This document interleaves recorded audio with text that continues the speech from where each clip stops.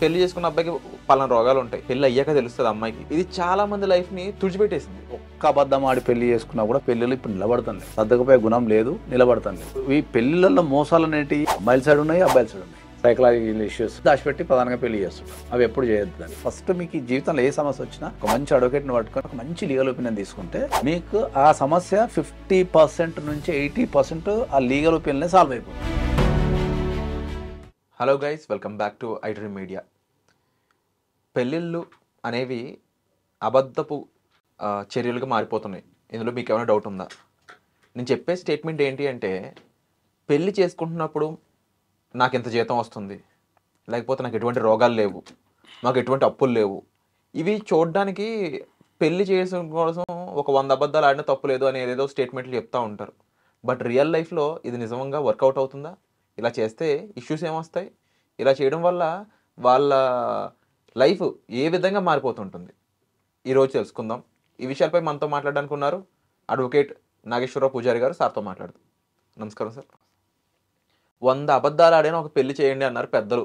ఈ స్టేట్మెంట్ ఏదైతే ఉందో ఇది చాలామంది లైఫ్ని తుడిచిపెట్టేసింది.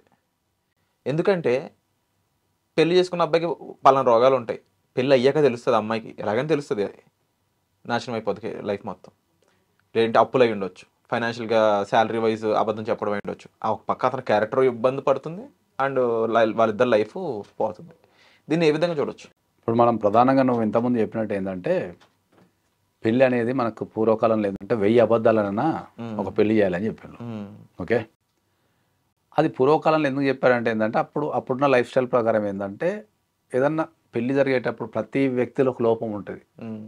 ఆ ఒక్క చిన్న లోపాన్ని అడ్డం పెట్టుకొని మనము ఆ వ్యక్తి జీవితాన్ని మనం ఖరాబ్ చేయొద్దు. కాబట్టి వాళ్ళు కలిసి ఉండడం ద్వారా వాళ్ళు ఆ లోపాన్ని అధిగమించుకొని మంచి సంసారం చేసే అవకాశం ఉంటుంది. కాబట్టి ఏదైనా పెళ్లి రిజెక్షన్ చేసేటప్పుడు ఒక అబద్ధాన్ని పెట్టి మనము చెప్పేసి ఆడపిల్లలకో మగపిల్లలకో పెళ్ళి అబద్ధాలు చెప్పి చేసేటోళ్ళు.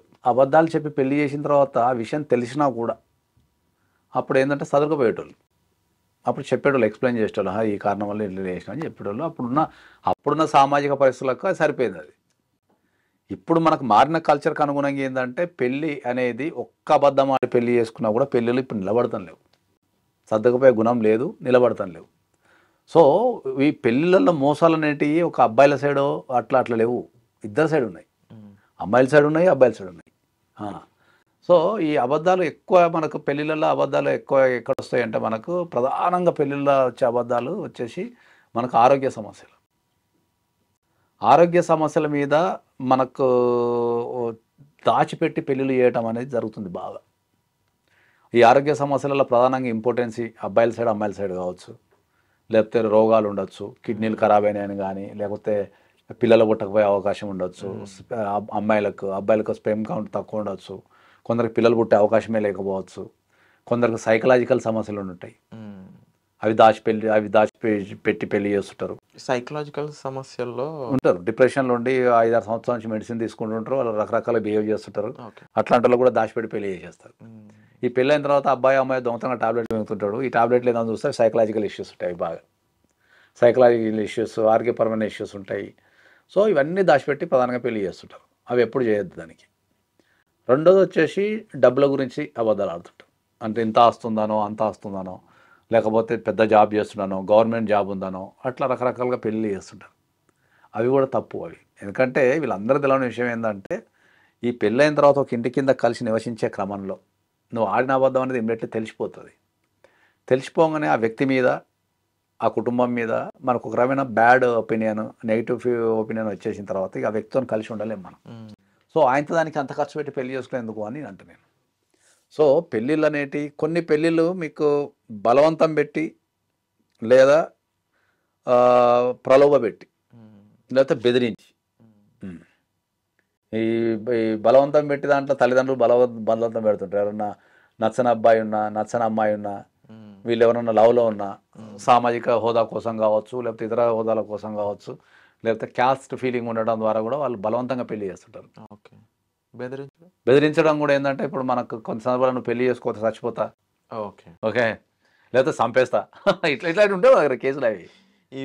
అంటే అమ్మ నువ్వు పెళ్లి ఇంట్రెస్ట్ లేదు కదా అమ్మ ఎందుకు చేసుకున్నావు అంటే ఏంటంటే సార్ నన్ను పెళ్లి చేసుకుని చంపేస్తాడు సార్, పెళ్లి చేసుకుంటే చంపేస్తాడు సార్, నా ఫ్యామిలీని చంపేస్తాడు సార్, ఓకే. ఆ భయానికి పెళ్లి చేసుకున్నా సార్ అంటే పెళ్లి చేసుకున్న తర్వాత చెప్తారు. అదేదో ముందే వస్తే అయిపోతుంది కంప్లైంట్, అది రారు వాళ్ళు. అట్లా ప్రలోభ పెట్టి అంటే ఏంటంటే నువ్వు నన్ను పెళ్లి చేసుకుంటే అది చేస్తా, నువ్వు నన్ను పెళ్లి చేసుకుంటే ఇది చేస్తా అని ప్రలోభ పెడతారు. వాళ్ళకంటే అనిపించదు సార్, ఇప్పుడు ఇప్పుడే బెదిరిస్తున్నాడంటే రేపు ఇంకా డేంజర్ కదా అని. వాళ్ళు ఆ టైంలో వాళ్ళకి అదే చెప్తున్నా కదా, ఆ టైంలో ఏదన్నా సమస్య వచ్చినప్పుడు నేను అదే చెప్తున్నా, మీకు జీవితంలో ఏదన్నా సమస్య వచ్చినప్పుడు ఓకే, ఆ సమస్య మీద ఒక తెలిసిన ఒక మంచి అడ్వకేట్ దగ్గరికి వెళ్ళి మీరు కూర్చుంటే వాళ్ళు మీకు లీగల్ గైడ్లైన్స్ ఇస్తారు, తర్వాత కావాల్సిన సపోర్టింగ్ ఇస్తారు. ఓకే, ఆ సమస్యలు కొంతమంది ఇంట్లోతో చెప్పుకునేటివి ఉంటాయి, కొంతమంది చెప్పుకునేవి కూడా ఉంటాయి. ఓకే, సో థర్డ్ పార్టీకి చెప్పుకోవడం వల్ల ఏంటంటే అది కొద్దిగా ఈజీ అవుతుంది థింగ్స్. ఓకే, దాన్ని అర్థం చేసుకోవాలి. వీళ్ళు సమస్య ఎట్లా చెప్తారు, అంత అయిపోయిన తర్వాత చెప్తారు వచ్చి, బలవంతంగా పెట్టిన తర్వాత పెళ్లి చేసుకొని అప్పుడు ఇబ్బందులు ఎదురైతే అప్పుడు వచ్చి చెప్తారు, అప్పుడు ధైర్యం చేస్తారు అడ్వకేట్ దగ్గర రావడానికి. నేను ఏమంటా అంటే ఏంటంటే ఏ ఇష్యూ అయినా కానీ నీ జీవితంలో ఏదన్నా ఒక సమస్య వచ్చినప్పుడు ఫస్ట్ దాని మీద ఒక లీగల్ ఒపీనియన్ తీసుకోమని చెప్తాను నేను. ఎందుకంటే నవేడేస్ అనేది ట్రస్ట్ అనేది లేదు. ఈ దేశంలో పుట్టిన ప్రతి ఒక్కరు ఎంత పెద్ద వ్యక్తి అయినా ఎంత చిన్న వ్యక్తి అయినా ఫైనల్గా వాళ్ళని కాపాడాల్సింది కోర్టే, అది ఎవరైనా కానీ. ఈ దేశ ప్రధానమంత్రికి సమస్య వచ్చినా కూడా పోయి ఎక్కడ నిలబడాలా, కోర్టు ముంగట్నే నిలబడాలా. సో కాబట్టి కోర్టు ఫైనల్ కాబట్టి ఫస్ట్ మీకు ఈ జీవితంలో ఏ సమస్య వచ్చినా మీరు లీగల్ ఒపీనియన్ తీసుకోండి. ఫస్ట్ ఒక మంచి అడ్వకేట్ని పట్టుకొని ఒక మంచి లీగల్ ఒపీనియన్ తీసుకుంటే మీకు ఆ సమస్య 50% నుంచి 80% ఆ లీగల్ ఒపీనియన్ సాల్వ్ అయిపోతుంది. ఓకే ఓకే, దాని తర్వాత ఇంక మిగతా చూసుకోవచ్చు. ఆ సాల్వింగ్ అనేది ఏ విధంగా ఉంటుంది? ఇప్పుడు సాల్వింగ్ అనేది అంటే ఏంటంటే ఇప్పుడు ఎవరన్నా సపోజ్ ఇప్పుడు బెదిరించి పెళ్లి చేసుకుంటాం, బెదిరిస్తున్నారు అనుకో, మనం కంప్లైంట్ ఇస్తాము, వాళ్ళు ఎదుర్కొంటాము, చట్ట ప్రకారం చర్యలు తీసుకుంటాము, పోలీస్ హెల్ప్ తీసుకుంటాము, కోర్టు హెల్ప్ తీసుకుంటాము. అట్లా మనం ఇప్పుడు అవును అంటే మనం చూడడం ఏం కాదు, కొంతమంది యాసిడ్ అటాక్స్ కానీ పెళ్లి చేసుకోలేదని చెప్పేసి రకరకాల బెదిరింపులు ఆ అమ్మాయి అవి ముందే రావాలంటున్నాను నేను. వాళ్ళు ఫస్ట్ టైం వాళ్ళు ఎప్పుడైనా గుర్తుపెట్టుకోండి, ఏ వ్యక్తి కూడా ఎట్ ఏ టైం అటాక్ చేయడు. ఫస్ట్ వార్నింగ్ నుంచి స్టార్ట్ అవుతుంది, నువ్వు నన్ను పెళ్లి చేసుకోకపోతే వేసేస్తా అంటాడు. చట్టం ఏ రకమైన ప్రొటెక్షన్ ఇస్తుంది? ఇప్పుడు వేసేస్తానన్న తప్పకుండా ఇస్తుంది. ఎందుకు ఇవ్వదు? మీకు పోలీస్ ప్రొటెక్షన్ ఇస్తుంది. మీరు ఏదైతే బెదిరించిన వ్యక్తిని జైల్లో వేస్తారు, డెఫినెట్లీ బెదిరింపుకి జైల్లో వేసే డెఫినెట్లీ వేస్తారు. Against women is a crime always. ఎందుకు డెఫినెట్లీ అంటే అమ్మాయిలు సంపుతాన్ని బెదిరించింది అది నథింగ్ బట్ 307 అత్యాత్మ కిందకే వస్తుంది. అది ఎక్కువ మంది అమ్మాయిలు వాళ్ళని బెదిరించిన అబ్బాయిలు భయపడిపోయి they go on, they move on, but చట్టాన్ని రీచ్ అవుట్ అవ్వట్లేదు. మీకు జీవితంలో అబ్బాయికి కానీ అమ్మాయికి కానీ ఏ రకమైన సమస్య వచ్చినా కూడా మీకు ఒక ఎక్స్పర్ట్ ఒపీనియన్ తీసుకుంటే సమస్య సాల్వ్ అయిపోతుంది. మీ జీవితంలో ఉన్న ఫ్రెండ్స్ కానీ లేకపోతే ఇంకా ఇంట్లో కానీ వాళ్ళంతా ఎక్స్పర్ట్స్ ఉండరు సమస్యల మీద, చట్టాల మీద అవగాహన ఉండదు. వాళ్ళ జీవితంలో అనుభవించిందో, వాళ్ళు విన్నదో, లేకపోతే వాళ్ళు ఏదైనా చూసిందో చెప్తారు తప్ప దాని మీద ఎగ్జాక్ట్లీ ఒపీనియన్ ఇవ్వలేరు ఎప్పటికీ. అట్లా కాబట్టి ఏ సమస్య అయినా సరే నువ్వు ఒక్కసారి అడ్వకేట్ని సంప్రదిస్తే నువ్వు డెఫినెట్లీ నీకు 80% మీకు సమస్య సాల్వ్ అయ్యే అవకాశం కన్సల్టేషన్లో దొరుకుతుంది. ఏది before going to do anything. అదే చెప్తున్నాను, ఎనీథింగ్ అయిపోయిన తర్వాత వస్తే అది ఇంకా అది సాల్వ్ చేయలేం. ఇప్పుడు అందరికి తెలియని ఒక విషయం ఏంటంటే ఇండియాలో కేసులు ఎందుకు డిలే అవుతాయి సార్ అని అడుగుతారు. ఎందుకు ఈ చట్టం ఇట్లుంది సార్ అని అడుగుతారు. వాళ్ళందరికీ నేను చెప్పేది ఇండియాలో ఏంటంటే ఇండియాలో చట్టాలన్నీ పర్ఫెక్ట్గా ఉన్నాయి.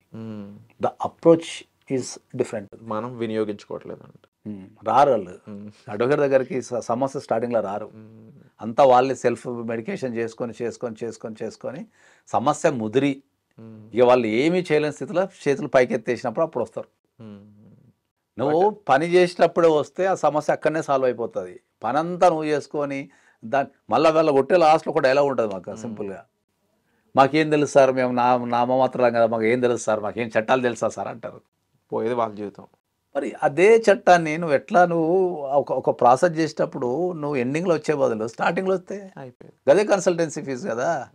స్టార్టింగ్లో వస్తే నువ్వు ఇంకా దాన్ని పర్ఫెక్ట్గా చేసుకుంటావు కదా, ఎండింగ్లో మొత్తం అయిపోయిన తర్వాత వస్తుంది. ఎవడు ఏం చేయలేడు దాంట్లో. అది ఏ విషయమైనా పైసలు ఇవ్వటం కానీ తీసుకోవటం కానీ మ్యాట్రిమోనల్ ఇష్యూస్ కానీ ఎంప్లాయ్మెంట్ కానీ ఏదైనా సంతకం పెట్టేటప్పుడు కానీ ఎనీ విషయం నువ్వు ఒకసారి వచ్చి కూర్చొని మాట్లాడుకుంటూ అయిపోద్ది అని చెప్తాను నేను.